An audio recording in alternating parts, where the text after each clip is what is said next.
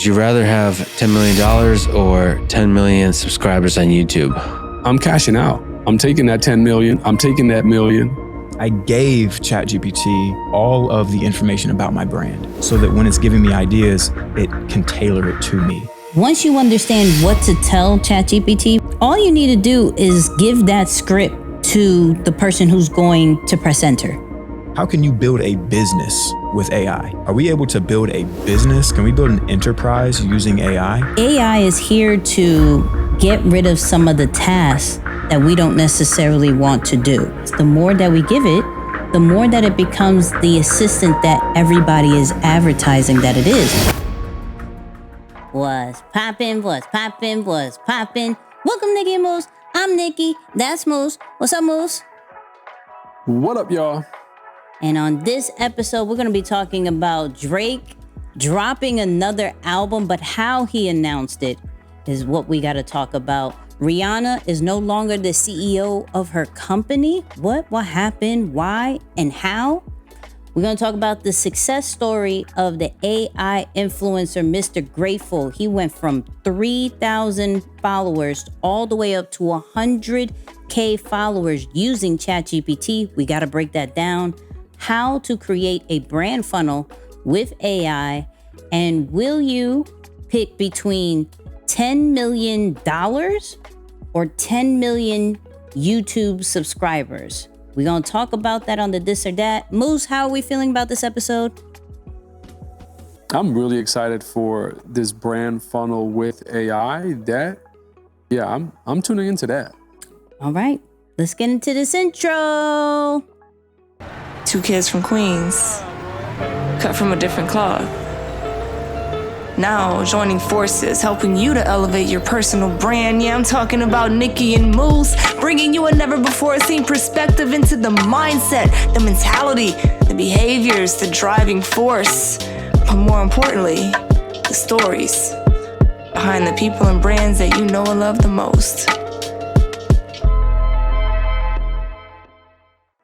And of course, you know this episode is powered by Ecamm Live, the #1 all-in-one streaming platform that not only streams on Facebook, Instagram, LinkedIn, YouTube, everywhere you need it to stream, but it's also amazing for pre-recorded videos. It does voice isolation, video isolation, transition, text, amazing for presentations. You name it, Ecamm Live can do it. And we are giving a 14-day trial on us. If you go to www.nickyandmoose.com/ecamm, that's ECAMM, for your 14-day trial. Hello. Yeah, you've been crushing that. You don't even mess up with the wwws anymore. You feel me? And I'm really thinking about it. I'm really thinking. Yeah. There's a pause. It'd be like www. Did I say it right? Okay, cool. Nicky and Moose. There's always a pause. You've been crushing that though. Yeah, I be trying. Well, for our audio listeners, Moose has a different background happening. He looks a lot happier. I can agree with that today. Yeah. Update us. Where are you? And big what's going updates. On? Yeah, I was gonna say this is our first international podcast, but that's not true because you've traveled and recorded internationally, so that's false. But maybe the furthest distance recorded podcast. I'm all the way in Cairo, Egypt, y'all. Cairo. Yeah. I came home, man. I came home after being away for 24 years, which is really crazy to think about. So it's been a wonderful time. I've only been here since I left Wednesday. I got here Thursday. Mm-hmm. So I've only been here really, 2 days or so, 2 full days really. But man, just soaking up every single moment, having a great time, reconnecting with family and people who I haven't seen in 20 plus years. So it's been super special, man. I'm like, through the roof, through the moon, however they say it. I'm all of those things right now. So did they know you were coming? Was it a surprise? Like, for people who haven't seen you in 20 some years, like, what does that look like? So I coordinated with half, or, my mom and my aunt back in the States helped me coordinate with half, because we keep in touch with a good amount, especially as of the last couple of years. But the other half doesn't know. So there's some family who I haven't, just met up with just yet. They're going to see me pull up on them like, does this face look familiar to you type thing? So that's coming in the next couple of days. So we're going to try and record some of their reactions and see how that goes too. But yeah, we had part of my family knew, they were in the know-how. They went and picked me up from the airport, helped me with some of the accommodations. Like, they've been with me getting around. Man, for those of y'all who've traveled to Egypt, I was in complete culture shock in the way people get around here. It is bananas. Oh my goodness. It's crazy. And this is coming from a New Yorker who you would think like, oh, nah, if you could drive in New York, you could drive anywhere. False. The lie detector determined that was a lie. That's a lie. If you could drive in Egypt, you could probably drive anywhere. No, Nix, I'm serious. The driving here is next level. So, I definitely needed someone to help me get around. So now that I'm, finding my way and getting a little bit more accustomed now, yeah, we're gonna start making the surprise trips coming up next. Yeah, overseas driving is different. That's what I'll say. Yeah, overseas, it's a different land. It's different law. It's like, no the lights, roundabouts are different. No. There's no lanes. There's no lights. No. There's no seatbelts. No car seats. Not that I'm trying to bash the country, but I'm just like, oh, now y'all are gutsy. You live on the edge. That's for sure. So, but yeah, I know. Then you got to do the stats on how many car accidents they get, because I gotta look that up. Yeah, because they may not be getting, because there's a respect and understanding on the road compared to the States. Yeah. No, I just felt my cortisol levels increase while I was sitting in the back of the Uber driving through the city. I was like, oh, they have Ubers? They have Ubers. Yeah, they got Uber. Like as far as from a economic standpoint, there are some parts of Cairo, or the city, really, like the main city, that is super advanced, right? Wonderful, beautiful places to eat. It's phenomenal. Now, just the biggest thing for me was just the traffic and the driving. I was just like, I have never in my life seen this. Although I lived there for 7 years, but for some reason I just can't even remember that part. Like, it's completely out the window right now. I have no idea. But yeah, it's been fun, man. I'm very, very, very grateful, honestly. Oh, look. You like it, I love it. I sent Moose, I don't know if you saw it, this little travel one in Egypt. And I was like, I'm gonna send it to Isaiah so he can put it up there. I was like, you and your wife should do this. This is great because it makes it's Egypt like a travel vlog? Yeah, it was like the different, not a travel, well, yeah, because it was like the different amazing parts of Egypt that the person was just walking to, and you would just see all the dope spots, right? But it's the same situation. It's so dope. Yeah. It's in your DMs. Yeah. I was like, you and your wife need to do this.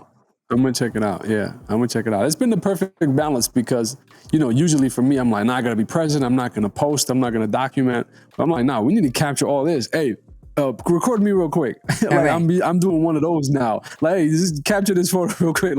Let's get this B-roll. So I'm like, yeah, no, I'm documenting it all and posting. So it's cool. And I think the great balance is I have Wi-Fi whenever I'm, in the hotel. Now that I'm in the Airbnb, it's great. But when I'm out and about, there's nothing. So I can't really connect. So I just document, and I don't have to worry about how it looks and posting. I do that when I get back home. So I think that's something, a little content sneak tip that I might just take with me back to the States. Like, just record, post when you're settled. Don't even worry about trying to do both at once. At least for those who are one-track minded when it comes to content like me, and you can't multitask, just, keep it simple, buddy. One thing at a time, and do the rest later. Shout out to those who can't multitask. It's still very appreciated. You're not supposed to multitask anyways. I heard. That's right. So that's right. Those people who can't, don't feel bad. You're needed. You're needed. We need somebody to focus on one thing at a time because we're not. That's right. Hear me? We're not. That's right. That is a fact. as far as me, there's a few things, but one thing is I'm catching FOMO and I'm not liking this. So as you heard in the intro, we're talking about Drake soon. And so his concert is coming up. And as everybody knows in this podcast, I got Drake tickets for the first Madison Square Garden date they go to, right? It's Drake and 21. Now, I said in my head, I was determined. Nope, we're selling these. Sit when it gets closer and everybody sees it, like how everybody's seeing Beyonce. Boom, I'm selling them because the value is going to go up. Great. And then I found out my busy schedule in August, and then Drake did what Drake does, which we will go into. And now I'm like, should I go? Should I go? You know what? Now you're finding all these different excuses. This will be like the last time that I chill by going there. It'll be great. I'm like, yeah. So shout out to Drake, who just takes all my money because I did buy what we're going to speak on. So yeah. So let's get into this episode because I'm doing a lot of like, we'll talk about this later. Let's talk about it now. Let's talk about it now. Let's talk about it now. So, to start off the What's Poppin' section, of course, this segment is brought to you by Deeper Than the Brand, the #1 content branding community that shows you how to confidently and authentically build a brand, grow a social media presence, and build digital wealth. Go to deeperthanthebrand.com. Now, Drake did something different than what he usually does. Drake dropped a book, okay? Drake dropped a book titled Titles Ruined Everything, which is a new poetry book. Very interesting, right? Now, the interesting part is that people are already leaking what's inside this poetry book, which is $19 something.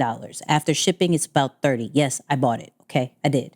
But there was this picture of some dogs with a QR code. It says, for all the dogs. And when you go to this QR code, it says, I made an album to go with the book. They say they missed the old Drake. Girl, don't tempt me. For all the dogs. Now, this is an amazing way to bring attention to two things, right? We know Drake first for the music, not for an author, not for books, not for merch, for his music. So to bring more light and to bring attention and create revenue with this poetry book, he put valuable information in the book that is talking about the music, which everybody wants more of. So when you leak certain things like that, now people are going to be like, what else is in this poetry book? My timeline is going crazy. Like, I bought the book. We're going to do an unboxing. We're going to break this down. Now, I don't know how many people was going to buy this book if you weren't a hardcore Drake fan, right? I don't know how many were.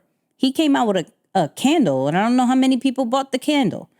Probably a lot because people like Drake, but that really wasn't advertised or there wasn't necessarily an incentive to truly buy it. This one is an incentive. You get this, you can see the dogs yourself. Maybe there's an extra surprise that once people start getting it, you'll see what else is in the book. So I think from a marketing standpoint, this was a very genius move. And this is why I'm talking about it. Not to say Drake dropped the new book and announced an album. How he announced it was very, very interesting. So hence why I said now I may want to go to the tour, because what does this book have to do with everything in the big scheme of things? When is the album dropping? And then is the album going to be ready for the tour? I'm very interested now. This is genius, taking one thing and marketing another thing to get people like inside his ecosystem ready. I think this was a really dope move that we can learn and apply to our own stuff. Brilliant. Yeah. Nah, Drake, man, I'm realizing more and more, honestly, the best creators, business people, they're just so good at marketing. They come up with these ideas. They have their methods of being able to bring attention to what they're doing. No matter how long they've been doing it, they don't assume like, oh, of course you're going to buy my album. Okay, but what can I do differently to make this drop or this experience a little bit better? Or, I think, yeah, that's awesome. That's really cool. And didn't announce a date either, right? Like didn't say when the album was coming, just said it's coming. Maybe it's in the book. I bought the book. We shall find out. Interesting. Yeah. All right. Yeah. If anybody out there can decode this new book and actually give us a date, maybe that'll help Nix decide if she will officially go to the concert. Maybe that'll be the thing that'll push it over the edge. Financially, I shouldn't. I'll tell you that now. Financially, I shouldn't. But anyways, what's up with Rihanna? My bank account is set up. Got checking and a saving, and no, I'm just kidding. No, man. So really interesting news came out of the Savage Fenty headquarters. Rihanna is stepping down as CEO. Now, the brand that she launched in 2018 and has helped skyrocket her to billionaire status, $1.5 billion in approximate net worth right now. She has decided to step down as CEO of the company and put in her position Hillary Super. And it's literally spelled S-U-P-E-R. So I'm going to make the hopeful assumption that I am saying her last name correctly. And if I am not, I apologize, Miss Hillary.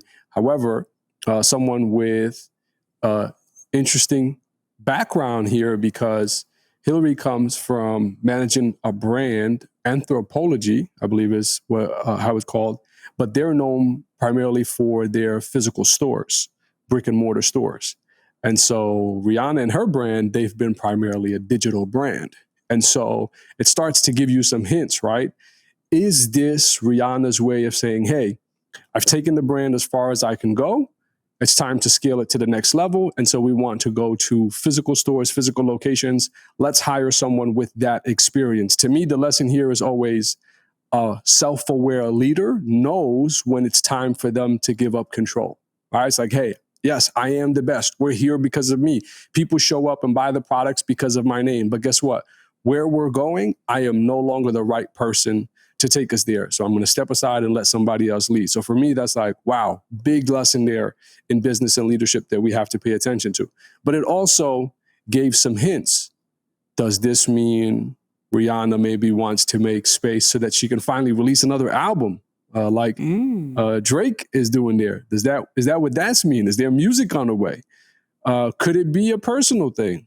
She's also pregnant. So does she want some more family time? Could that be it?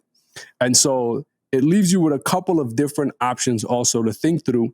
So again, interesting news, for her to step aside. But I guess you all who are listening and or watching this, let us know what you think she's going to do. Is she going to drop new music? Is she stepping aside because where the brand is headed, she's not the best leader to take them there? Or is she just like, nah, I just want to chill with my kids. I'm kind of rich now and I don't want to work. It's like, what y'all think she's doing? Wow. All right. I think all of it. Why not? It's Rihanna. At the same time. Yeah. It's Facts. Rihanna. She can do whatever she wants to. You know what I mean? And that's goals, because to just, all right, give somebody else the CEO position. I could do whatever I want to and still get a lot of money from it. You know what I mean? Like, let's go. Yeah, that's fire. Let's talk about the new creator of the week, which this week goes to Teresa Van Dam, also known as Teresa Van Dam Styles. I apologize. Styles, who has about 100 and something K on Instagram, but 5.6 million on TikTok, Sheesh. in which I follow her on TikTok. And what made me really bring her up this week is she brings a new spin to sharing your services and your products in a whole new way. So, when you're looking at how do I advertise my services, some may think of commercials, some may think of behind the scenes. She has literally taken TikTok by storm by doing different skits. And in these skits, she is educating her clients and her future clients about some of the things that it goes with hairstyling, coloring, you name it, shampooing, conditioning. Here's a clip here's a whole skit so you guys can hear it and you can understand why I thought this was genius. Hey there, what can I help you with? Yeah, I bought this shampoo from you. It does not lather. Oh, okay. Were you looking to return it? Of course I am. What kind of a shampoo doesn't lather? Oh, well, I use this shampoo all the time, and I can tell you that it is Color Protect, and a lot of Color Protect shampoos don't really get that super rich lather like a clarifying or purifying shampoo would get. Okay, so stay away from Color Protect shampoos. Got it. Do you have a clarifying one that you can give me? I wouldn't recommend it for your color. I'm not taking your recommendations again. You guys are the one that recommended me the one that doesn't lather.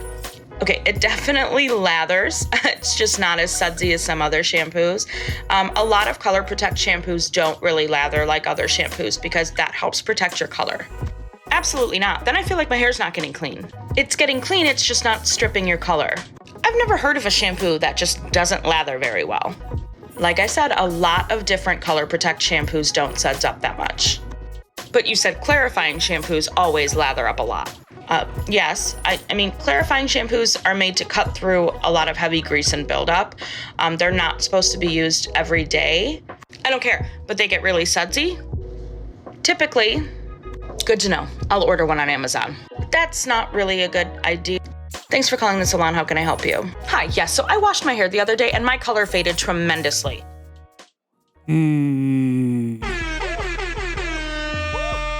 So how she brings entertainment, comedy, and education all in one space, I believe is really, really dope and has really brought her to a whole new level, especially on the social media block. So shout out to Teresa Van Dam. Once again, follow her on all social media platforms at Teresa Van Dam Styles. Super fire, super dope. And of course, Moose, have you seen or heard of any of her stuff? Drum roll, please. Oh, wait. I actually have one. Hold on. I actually got one. I got one. Every week. Wait. There you go. Yeah, that's a long drum roll. I know. Yes, I have actually. Wow. Seen her on TikTok. I've seen her on TikTok. What? Seen her on TikTok. Yeah. Shout out to TikTok. Oh, right. little John. That's what I said. Yeah. She's taking over TikTok for sure. So shout out to her. But let's get into this success story, this blueprint, however we want. We still really haven't figured this part out. But Moose actually brought this to my attention as far as talking about it on the podcast, where there is an individual who is called Mr. Grateful on social media. And he made an announcement a bit back saying, I'm going to use Chat GPT to grow my following to 100K, and has documented the process. And he is now one of the leading AI influencers out there right now.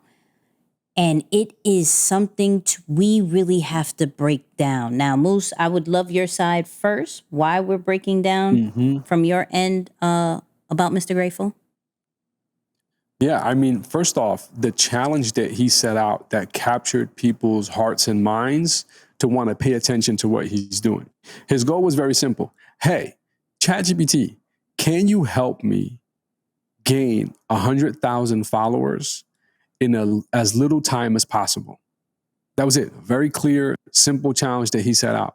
And as soon as he set out to do this, the attention, the followers, the views started to flow in. And then when I listened to him speak on that podcast episode, I said, this dude is really intelligent and is very well in the know-how of the inner workings of how AI works, and how it was a different dialogue and conversation. So I said, yeah, let's dive into this a little bit on the pod. Okay, so shout out first and foremost to Rebel Road Show. This is where the interview came from. So please definitely check out the full interview. It's a really good one. But what I learned off top about this success story is that we are all using ChatGPT wrong. Okay?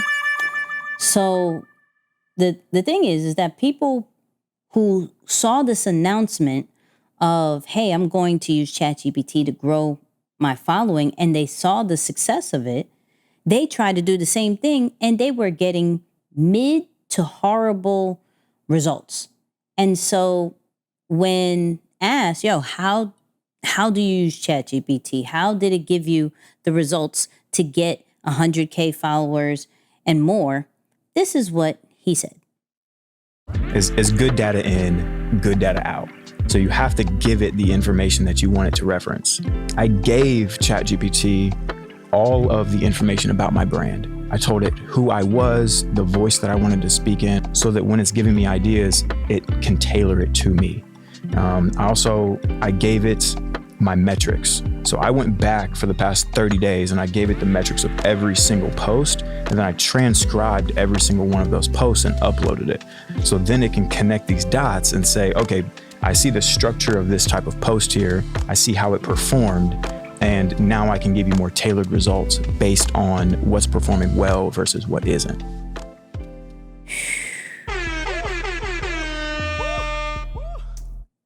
Moose, I would love your take on this first.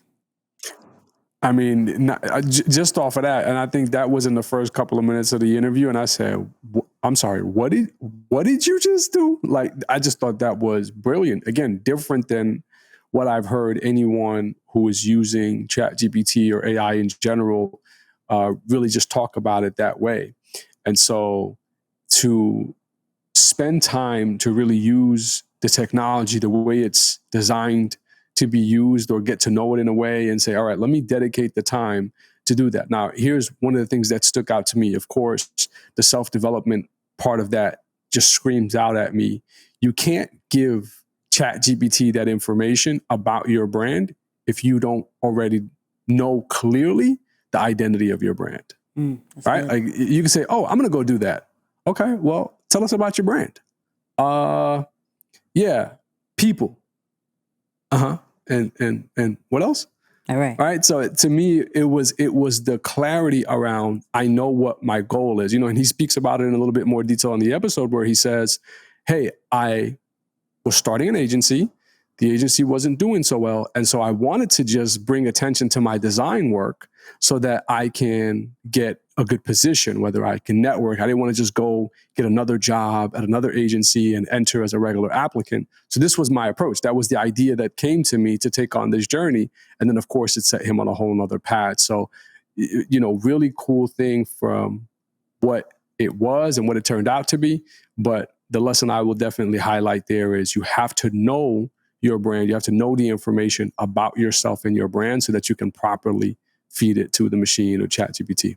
Yeah, I think that's super important, because that's the first thing he did was like, let me tell you about me first, right? And then I'll give you the stats on everything else, because then you can combine what works and what doesn't. So I completely agree with you with that. I think from from just a beginner level of getting into this AI thing, because I know some people heard that and probably was a little bit scared of like, oh my God, like I'm giving ChatGPT all the information. What are they going to do with this, right? And going with the personal development too, he also said something that really opened my mind about that's kind of a selfish mindset. That if we finally have a tool that is going to help people that possibly didn't have the opportunity to learn certain skills, the opportunity to have a brainstorm buddy, because you always have to get in the rooms or be in these different groups that you can't necessarily afford. And there's this tool that is allowing them to come from beginner to mid to possibly get into, high levels. Why not do that? So that's one thing. Now, he did say don't give like classified stuff. That's not one of those things, but the more information, the better. Now, getting into details about ChatGPT and breaking down exactly what we need, we have to look at the end goal, right? And so for him, that was 100K, right? 100K followers, which he made. I think he's at 180, I believe, from when this is recorded, right? 180K. But he made that, I think, 100K from 3,000 to 100K in about 2-3 weeks max, right? Using ChatGPT 3.5, right? Not even ChatGPT 4. This was ChatGPT 3.5. And he literally just talked to it. Hey, this is who I am, right? You're going to be my agent. And this is who I am. And let me give you about 30 days of data that you can see. And then after he did that and he started creating the content, he would give the results back to ChatGPT. He wouldn't just like, okay, what's next? What's next? Right? Because then when you take the information and you give them more based off what they gave, they can, like it's a person, it can modify itself for the next results. So we look at ChatGPT and we say, yo, am I giving it enough information? Even though right now with ChatGPT 4, it has web browsing, it's still not the greatest as far as searching, right? As far as literally web browsing, it's not really the greatest. The more information we give AI, the better.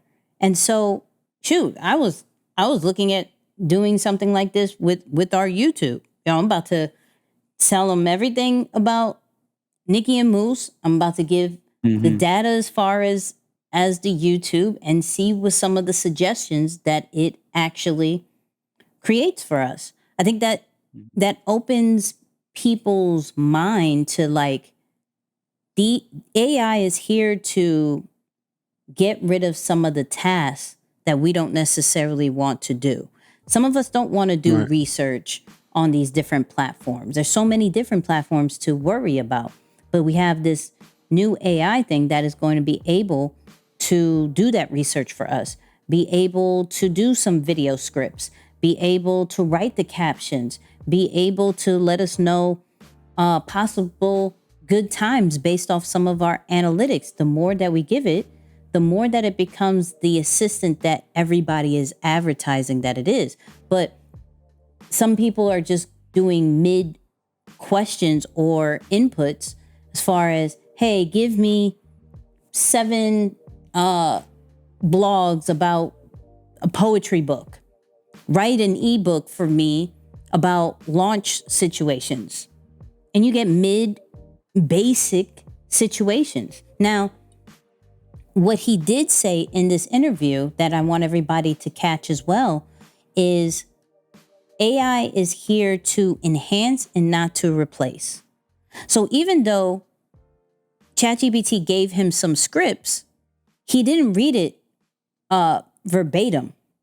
He took the foundation and still put his own swag to it, still put his own style to it, added certain words based off his experience. So it would say maybe find some design tools in your next post that we could create different lists. So you can have a listicle for the next post. Cool. He would still have to do the research on what are the top designer tools that he's going to talk about. So it doesn't necessarily tell you everything and replace you. It's going to give you the foundation that is going to enhance your output, that's going to direct you way better on what to look for and what not to look for. So we have to be very clear using these tools that it's not perfect. It's not going to replace us. It's not going to make us lazy, because there's still work to do once it gives us the output. And those people who actually put the work is going to stand out. He put in the work. He took what is suggested and he found the right tools. The most popular post that he did was when he turned himself into a Pixar character, right? One of the Disney characters. And he broke down exactly how to do that. Now, Chat GPT told him, hey, do this as a Pixar character, right? But he had to find the resources and the tools on how to exactly do that. He had to take a picture of himself. He had to put it in Mid-Journey. He had to find the right prompt to create that Pixar character. Then he had to take that picture and put it into DID. And once he did that, that animates the picture, and he had to find the script and write it out so you can actually hear from his voice of what of him speaking as the Disney character. There's a lot of things he still had to do. ChatGPT didn't create that post. He did. Right. So, yeah, I geeked out a little bit, but yeah. No, great insight though. Absolutely. Yeah. Cause I don't, you're right. So for those listening, don't think like, oh, ChatGPT just got this person 100,000 followers. No, he really got it for himself with the help of ChatGPT. That's a fact. Now, there is a very dope part that he also talked about, which is how AI is going to help build a brand funnel. And the next step is figuring out how with AI can I create a business. And I thought this would be really good because Moose likes to talk about this. And so let's hear what he has to say. There's a funnel, and at the top of the funnel is headlines. 100K in 30 days by AI social media agent. Cool, that's gonna get your attention, right? Next stage is then realizing, okay, there's some more work that goes on behind here. There's kind of a relationship that you have with AI. Okay, I'm opening myself up to that idea. And then you get into a field of, oh, well, I actually have to make content. I have to edit things and I have to do that. Okay, well, what goes into the editing process, And well, why are you even editing and making the content in the first place? Are you trying to sell something? Like, what are you doing? Okay, well, now AI can help me with my landing page. And then the next phase of this at the bottom of the funnel is how can you build a business with AI?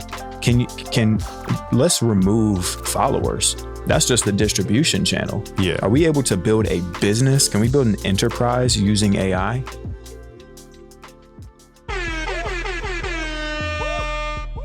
Can we build a business with AI? This guy, man, I tell you. So I love the breakdown of the different layers that go into getting to what exactly you're trying to do, right? In the last several weeks, especially, you've heard me say, I have realized my mistake in allowing passion to cloud my judgment in the business world. And it was almost a failure to realize that, hey, passion is also an emotion. And when emotion is present, logic is absent.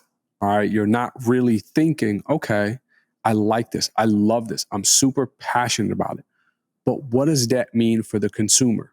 And so that's a really great breakdown to show you the different layers that go into how you too should think about your brand. Okay, followers or social media community members, whatever, however you want to call them, or subscribe, whatever it is.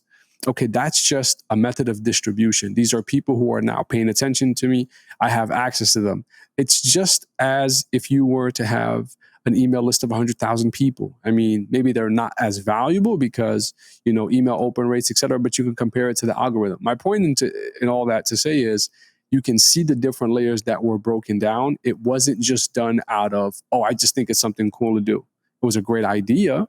It captured attention. It was a challenge. And we've seen people, and I love, and I'm sure you listened to this part as well in the episode where he talks about the challenge model to capture people's attention. Right? It's something that people usually want to be a part of, because what happened was others took on the challenge, I think in almost 100 different countries around the world. And that initial video got almost 1 million views. And so it was just a self journey that included a challenge, but then others took part of it. And I think that added more steam, to the movement. And then of course, the rest of it to say, all right, now this is all great, but can we actually build a business here? Now, I'm curious, of course, your answer. My answer is always yes. The real question becomes, well, what type of business? But I believe that's a slightly different conversation. But the breakdown, y'all, that's the part that I would say, Nick's like, really play back his breakdown and think through your brand, your business, the way he just spoke about it. And ask yourself that question. The thing that I kind of alluded to, is passion blinding your strategic movements within your brand and business? I like that. So from my side, one, I like how he mentioned content first. It always starts with content first. I'm just going to put that out there. Any Correct. idea, business, whatever, you got to have content. So he breaks that down to, then he gets to the business side. I'm going to give it a different spin of whether that AI can help you grow the business or make a business out of it. I'm going to look at it as probably the answer that a lot of creators are looking for, where we continuously hear that if you are a pure creator, just all my creatives that just love to do that, this could possibly be your business partner that you were looking for, right? Because as you heard in the beginning, it's not necessarily, well, it didn't say it. In the interview, he definitely said it. It's not necessarily the greatest when it comes to creatives, like giving you the actual thing to create. It's still, with all the information, still very vague. It's still going to need your expertise, and those people who are using it know that it's very basic from that standpoint. But from a business side, from the information that you're lacking, right? From when we get to the landing page side, when we get to some of the roles and responsibilities that are going to be needed to your possible business, to how to handle possible brands and sponsorship follow-up emails, from different SOPs that could possibly be written. Now, the thing that you're lacking, it could possibly help you figure out the internal and external side of building a business. Now, when it comes to Mr. Grateful and in his process of, okay, now I have all this attention with these followers. Now what do I do from a business side, right? I'm thinking, how do you automate that? And how do you duplicate that for other people, right? If other people are trying to grow their social media following, you now have the blueprint with AI that people will either, one, bring you into their companies and say, hey, how do I do this? Two, you can do it from a template standpoint, right? Three, but taking all these different ideas. I don't want to give too much because, Mr. Grateful, if you want to come over here, we can talk about it all day. Right. So, but taking that idea and then putting it into Chat GPT, now they can say, okay, cool. You have this idea for a business. This is the success. Hey, these are all if he's big on giving stats, here's all the stats. Now, how do I monetize this? What kind of business can this be created based off the information you know about me, based off the information you know is given to the content? What kind of business can be created out of this? And it could be your AI business partner that will then tell you what type of employees that you need to get, what brand deals you're supposed to get, what kind of product services that are suggested, and you put your spin to it, because now that's the creative side of making it come to life. So I think for me, how I received that was, this is going to be a great business partner that you didn't necessarily know you had. And then for my business-minded people, ChatGPT is going to be great for you to think about the creative side that you probably lack of. Wow. Yeah, I think to talk about it from a partnership standpoint, that changes the game a lot. It's crazy. Like, can you imagine traditional teams they would no longer, I mean, literally teams may not exist the way we're accustomed to seeing them. You know, it's like the idea of teams, maybe that won't be a thing anymore, because it's like, well, I got my team, but it's a person, but it's not a real person. I know it sounds weird. And in the beginning, I feel like that's going to be the conversation. So yeah, I got a team of machines, not people, like that kind of thing. So yeah, that's interesting, Nix. That's we heard, very interesting. What was that podcast? The All-in-One, the one with the 4 or 5 rich guys? All in podcast. Okay. So they said, one of them was like, at some point, those businesses that have about 40 employees is going to have 4. Because if you think about the, how do I put this? Once you understand what to tell ChatGPT, once you understand what to tell the AI, if you use the Google version, all you need to do is give that script to the person who's going to press enter. You know, because you don't have to be the one to do it all the time, but you may need to have somebody dedicated to take over 10 other people's jobs. Right. You see what I'm saying? Right. So like, I do believe that once people are educated on how to use these AIs right, and it only takes one person in the business, like, oh, just here, I wrote this all out for you. Press enter. And then all the information that I give you, just type it in there. This one is already my assistant. This one is already my social media manager. This one's already my project manager. That whole 9. Boom. Just press enter. You know what's a path of monetization that is not talked about often, because it almost looks at it's looked at as maybe out of reach or just a little bit too difficult to do. It's really becoming more so my approach now on a very almost tactical, strategic scale. But I look at, almost think of a balance between private equity or M&As, or what's called mergers and acquisitions, with agencies, right? So that that creative agency model helping you to build the business in exchange for a percentage. Typically, they exist in 2 different areas.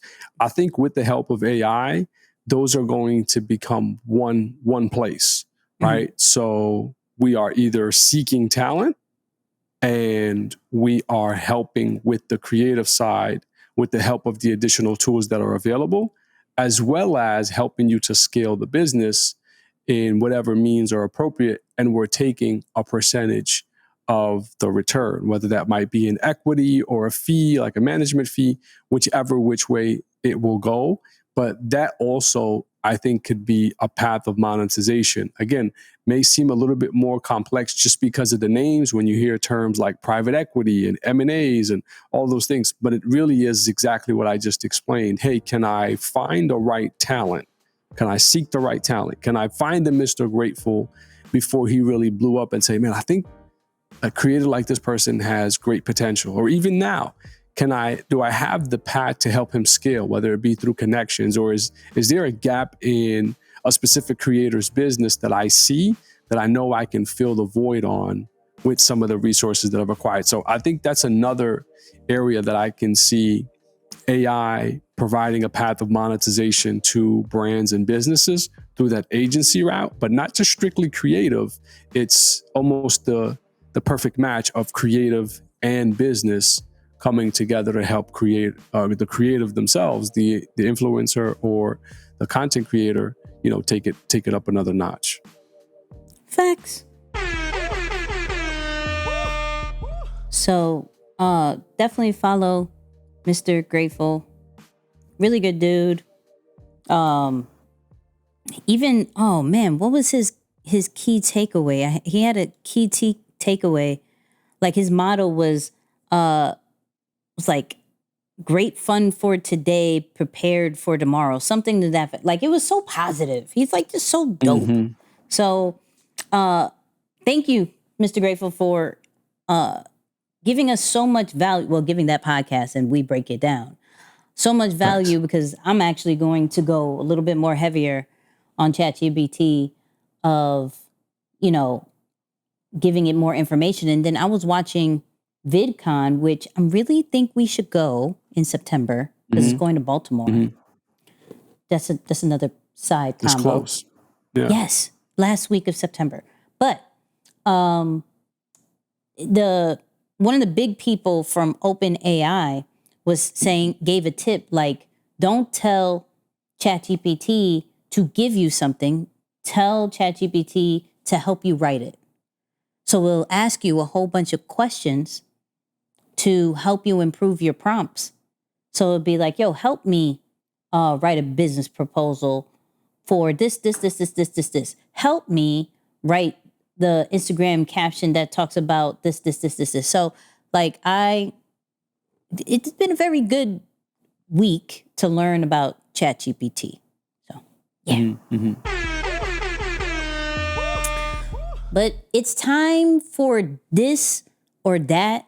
And this one is actually really, really good. Okay. So, I was about to say Chat GPT.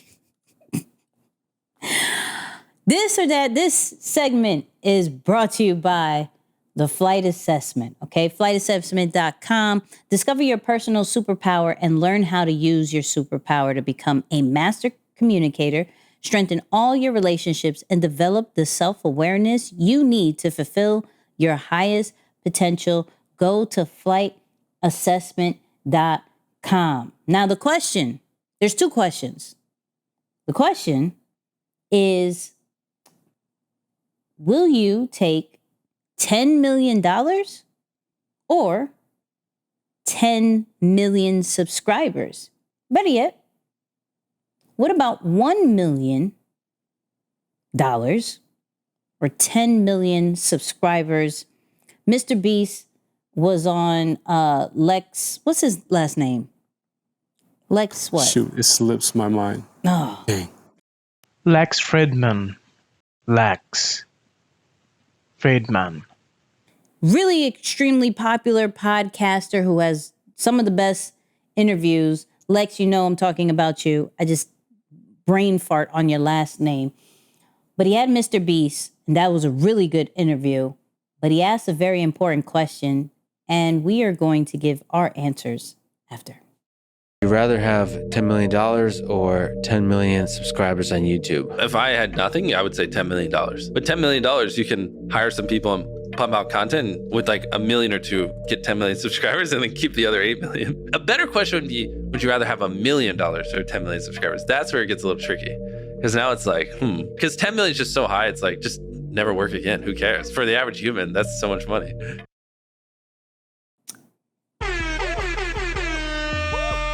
So I love how before 1 million used to be like so high for everybody, and now 1 million is like nothing, the way he just made that sound. It's the entryway. Yeah. But, and everybody who doesn't have a million is like, whatever, shut up. But Moose, let's go with the second. He said the better question. The better question is 1 million or 10 million subscribers. What would you pick? Well, first, and just to deflect the question for a moment, the statement behind the question is subscribers at that, like 10 million subscribers is 10 times more valuable than $1 million. Like, I just want people to kind of see the comparison that was made there. It's like, oh, if you go with subscribers, if you're thinking in your heart right now, like, man, I would take the subs. 10 million subs is the way I'm going. You're basically saying that subscribers are 10 times more valuable than each dollar, basically, right? Which I love the philosophy of that, by the way. It's like, yeah, community, people over money, like impact over income, like all day. I love the idea behind it. But that is major, right? Like that alone is a powerful question. Now, I think if the question was, what would make you more money? I'm adding a layer to it. What would be worth more money? The $1 million or the 10 million subscribers? It would be a slightly different approach, right? Because in that case, if that was the question, I'm going with the 10 million subscribers all day. All right. I'm just like, oh yeah, no, I'm taking this right here because I know what the value of this is going to be in the long haul. But I have to be honest, I think I'm cashing out. I'm taking that 10 million. I'm taking that million. Just because of, the reinvestment opportunities there is like to like you said, I mean, hey, to some, maybe $1 million or 10 million isn't that much. But at the end of the day, to have that cash on hand, and I know some of the financial, people might be like, you don't want money. It decreases in value. Look, at the end of the day, some people can still make a lot happen, especially with $1 million. It's not that difficult to manage $1 million. And I say that loosely because, whatever, you get the point. I don't know. I'm just keep it at that. I'm gonna keep it nice and short. I'm cashing out. I'm taking the full $1 million for investment purposes and, for personal reasons too. I'm just cash out. Okay. I feel like you're definitely not cashing out though, because I know you and my heart tells me there's no way you're cashing out. No way. I don't want to speak for you, but I'm kind of speaking for you. So let me stop speaking so you can speak for yourself. So this goes more of RD's engaging subscribers, or are they question. Just subscribers, right? So we have to think about it. If they are engaging subscribers, because we have to think about it like majority of our following, for them to be able to convert, we're thinking about maybe the least 10%, right? So 10% of what 10 million is what? 100 is 1 million? 10% of 10 million, I believe, is 1 million. Okay. So 1 million. Hold on. Let me do some math now. Oh, I did 10 million. Hello. 1 million. And then let's sell $100 product is 100 million. Good God. And you could sell $100 product throughout the year. So it could be 10 here, 10 here, 10, 50 here, right?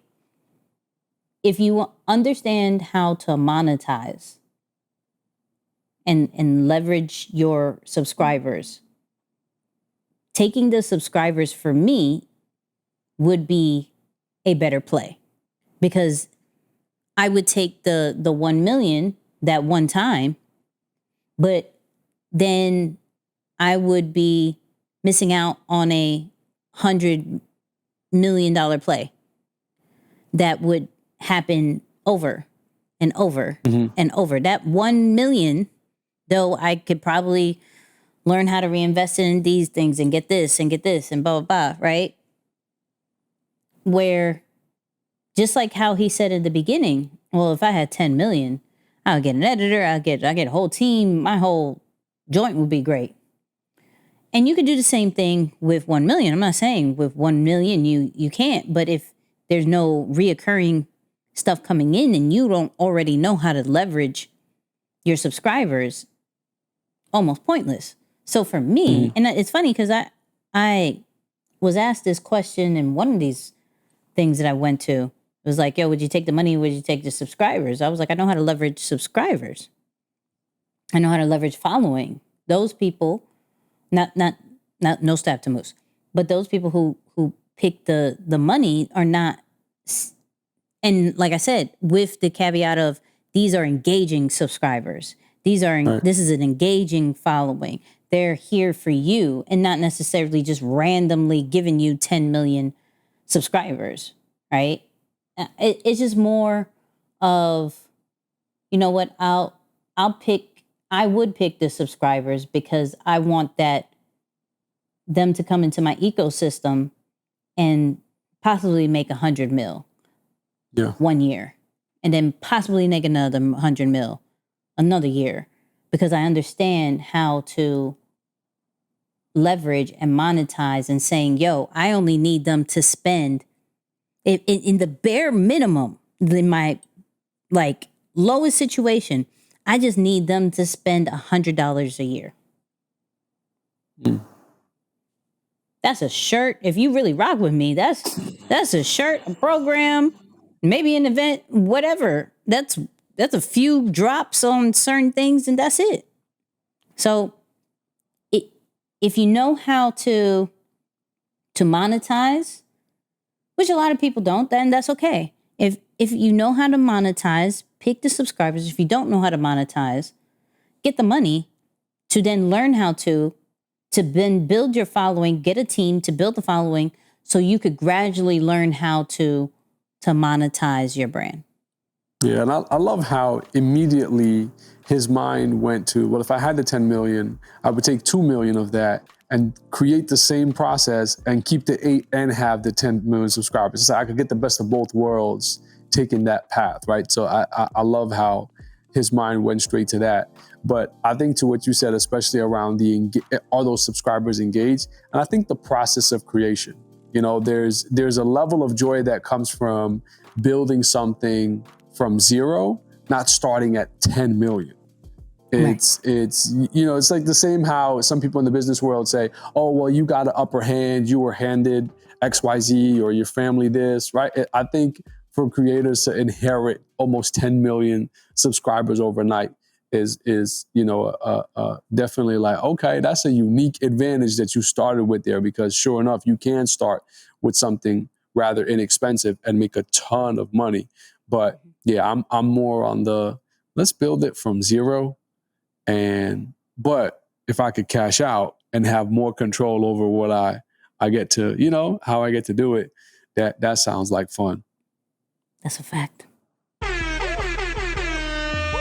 So people, let us know, would you pick the money or would you pick the subscribers? And you let us know, whether on social media or whatnot, let us know. Now, of course, we have Creator Ave that drops every Friday, 6 a.m., audio only. Okay, so there's no video unless you check the description. There'll be a reference so you can see it, but there's no video that'll drop on Friday. There's only an audio for Creator Ave, which pretty much is the intersection between branding and business. And this is more of the tangible what to do here, what to do there, strategy. It's really good. After show, Wednesday drops, okay? Apple Podcasts only. Go listen to the real thoughts that we had last week. Was very interesting. So if you didn't check that out, you should. Yes. All right? You should. May do a continuation, may not. I don't know how I feel today. We'll talk about it. Right. And then follow us on all social media platforms. All right. Follow us on Instagram. Follow us on Facebook. Follow us on YouTube. Follow us everywhere. Twitter. Follow us everywhere. But Moose, final words. Find a group or place where you are truly embraced for just simply who you are. I think if there's one thing that has stood out the most coming home was simply that. It's like, wow, I'm just completely embraced here, and I don't have to think about nothing else. It's a great feeling. Y'all go out and make sure you make that a priority so you can find a place that embraces you for who you are.